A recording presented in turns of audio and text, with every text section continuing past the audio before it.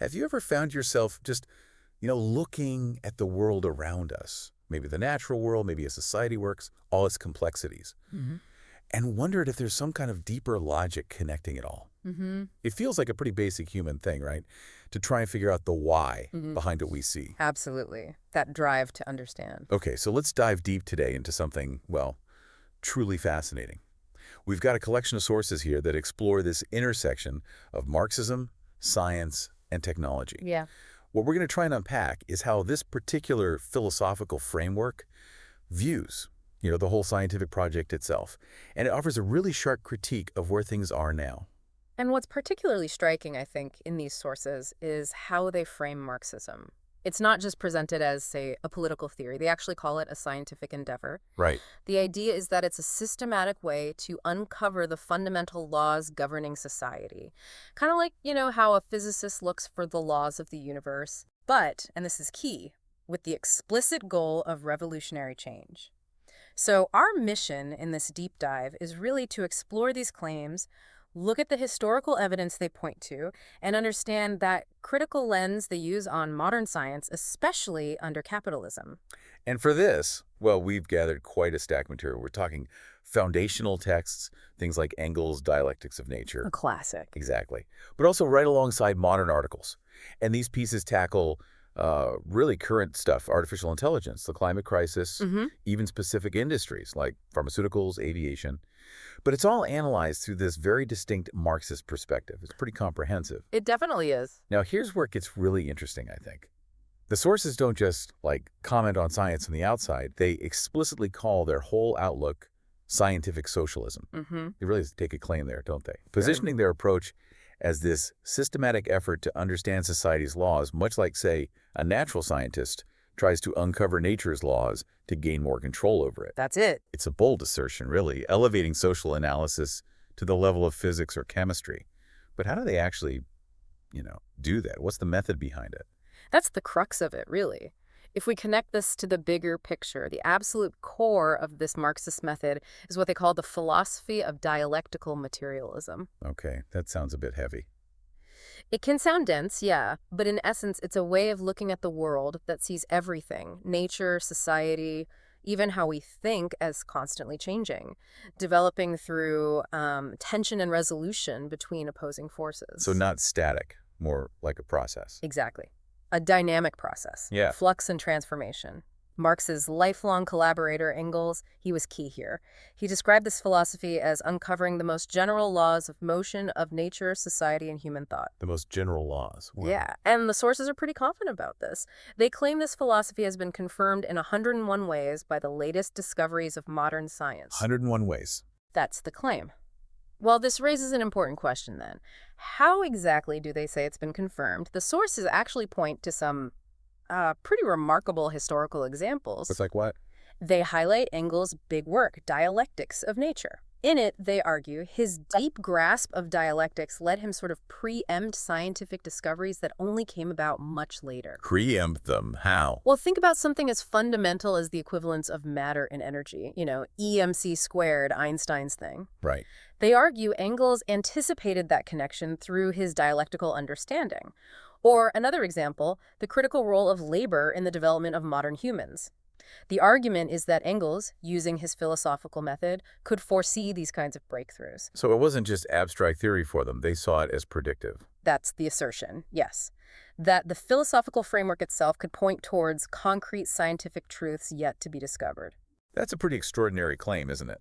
That a philosophy could basically predict future science.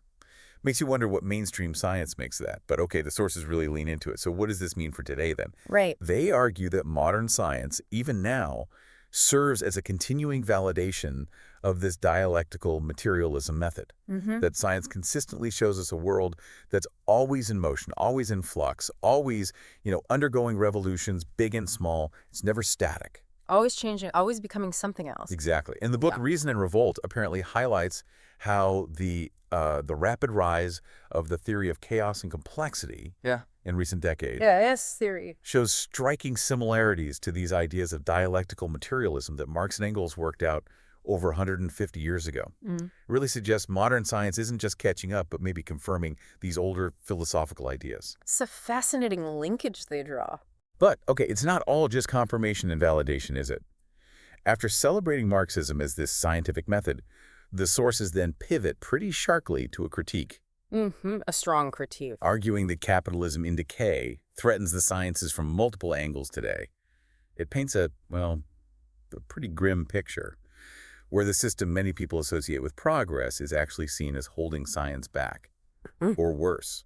Yeah, and what's fascinating here is the specific list of dangers they detail. It's quite concrete. It's not just about money, although that's part of it. Okay. Things like cuts in research spending and the casualization of labor, more short-term contracts, less job security for scientists. These are cited as grinding the scientists down. Makes sense. Less stability, less long-term research. Exactly. But it goes beyond that. The sources claim the capitalist class actively funds all kinds of obscurantist movements. Obscurantist. What do they mean by that exactly? Basically, movements that deliberately try to muddy the waters, promote ignorance, or oppose scientific facts, often for, ideological or financial reasons. Ah, okay. Like climate change denial campaigns funded by certain industries, perhaps. That's the kind of thing they're pointing to, yes. Or maybe anti-scientific health movements that get funding.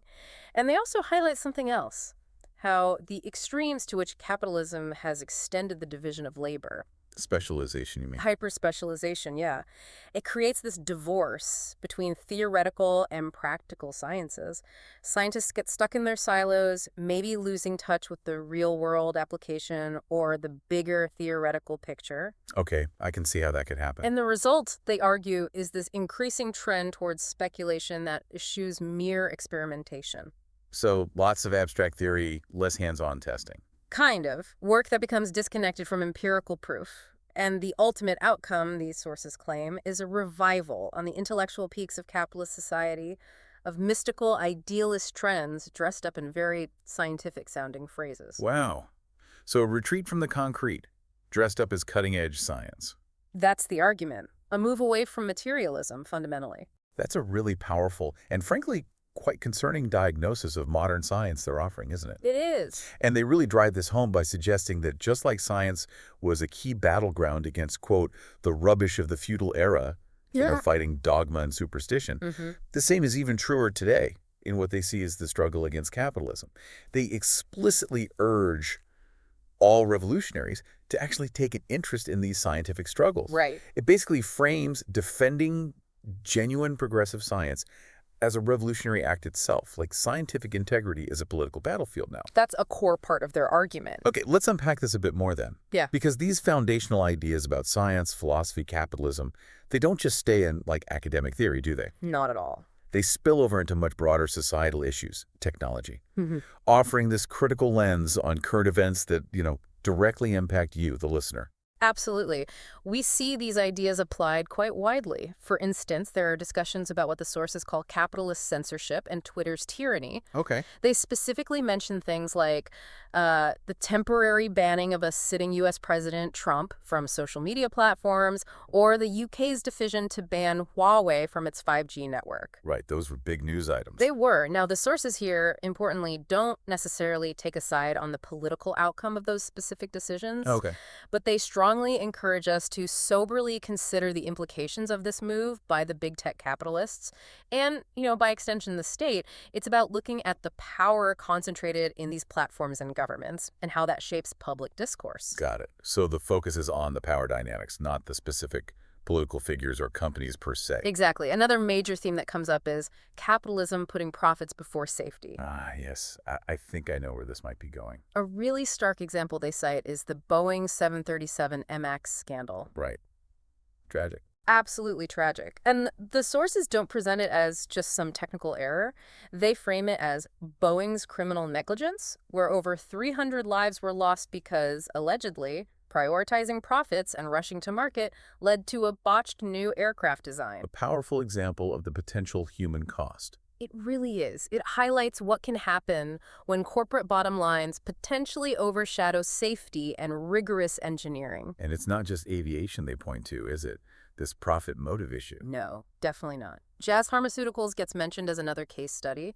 It illustrates how certain industries can become very profitable, particularly if you lack a moral compass, as the source rather pointedly puts it. Ooh.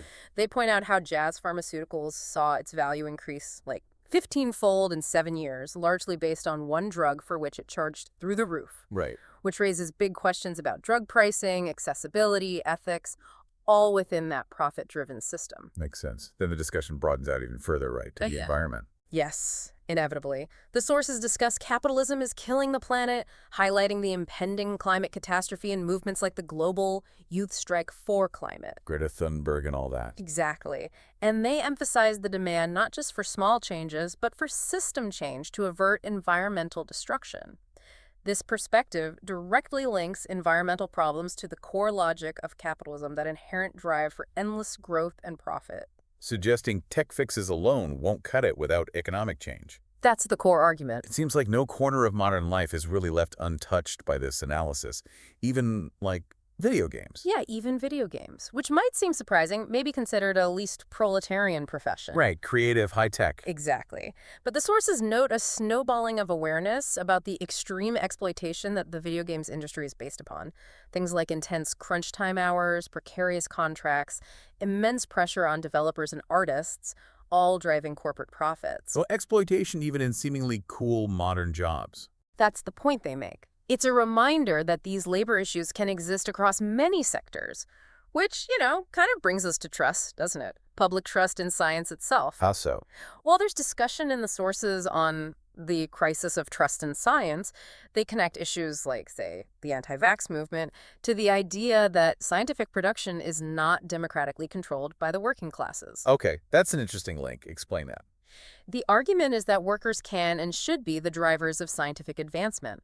And when research priorities and the resulting technologies aren't seen as serving the common good, or when they seem controlled by corporations or secretive state interests, public confidence erodes, skepticism grows. So, a lack of democratic control fuels mistrust. That's the connection they draw. And finally, they look ahead at emerging technologies. Things like artificial intelligence and the nature of consciousness, or the big debates around UBI and automation. Huge topics right now. Absolutely. And they're presented as areas ripe for examination through this materialist philosophical lens, framing them as choices between utopia or nightmare scenarios, suggesting that the outcome really depends on the underlying societal and economic structures we have in place. Not just the tech itself, but the system it develops within. Precisely. And if we connect this back to the bigger picture, these sources aren't just critiquing capitalism's impact on science, they're also actively involved in defending the materialist philosophy itself. Okay, how do they do that? Alan Woods' introduction to a classic work by Lenin from 1908, Materialism and Imperial Criticism, is highlighted. It's presented as a strident defense of dialectical materialism. Why was that needed back then? Well, it was written during a period of counter-revolution in Russia, a time when pessimism and mysticism swept through society and apparently even infected some layers of the Bolsheviks themselves, leading to attempts to revise Marxist philosophy, to water it down with idealist ideas. Ah, so as a defense against internal drift too. Exactly. And Wood's introduction stresses the ongoing need to uphold a rational materialist worldview against these kinds of idealist or mystical trends, arguing it's just as relevant today when facing new intellectual challenges. Right. So building on that, what about the historical development of scientific thought itself within this framework? Yeah, Ben Curry's work is mentioned here. It explains the development of scientific thought from a Marxist perspective. He introduces the dialectical materialist outlook, but also shows how, for instance, the ancient philosophers of Greece and Rome laid the foundations for modern science through their emphasis on observation and logic. So connecting it way back. Way back. But there's a warning here, too. It's quite a powerful one. The sources contend that without a solid dialectical materialist perspective, some modern scientists actually risk falling back into the kind of idealism and mysticism that the bourgeoisie, in its own revolutionary phase centuries ago, fought against. So a warning against losing philosophical ground, essentially. Yeah. Yes. It suggests that intellectual progress isn't just about discovering new things, but also about defending the philosophical foundations of rational inquiry itself. Wow. Okay, we've truly taken a deep dive today, haven't we? Into a really powerful and very comprehensive perspective on science and technology. Mm. It's a viewpoint that definitely doesn't see science as some neutral thing floating above society. It sees it as intrinsically linked to social structures, particularly capitalism. Deeply intertwined. From that core idea of scientific socialism and dialectical materialism maybe even being predictive, right through to these very specific critiques of how capitalism can stifle, distort, or exploit scientific progress. Mm-hmm. It's clear these sources offer a very particular and pretty provocative lens for understanding things. Absolutely. And what's fascinating here, I think, is how this perspective really encourages you, the listener, to move beyond just accepting scientific findings or technological developments at face value. Right, to ask more questions. Exactly. It prompts us to constantly question the underlying forces.